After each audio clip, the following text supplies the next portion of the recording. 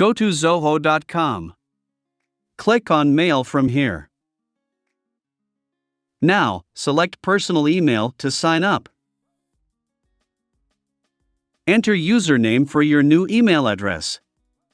Then enter password, your name, and also your phone number. After that, check the Agree Terms and Condition checkbox and create your account. Now Zoho will send a OTP code on your number. Enter the OTP code to verify.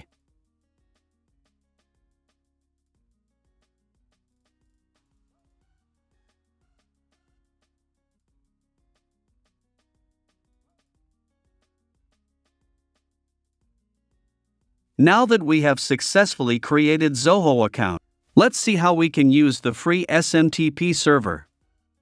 I will use this online tool.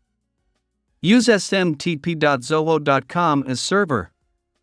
Use port 465 for SSL and 587 for TLS.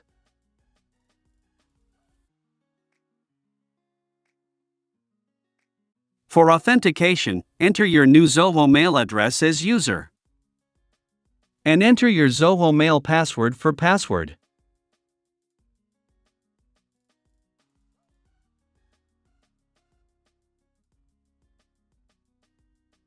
And now, let's see if this works.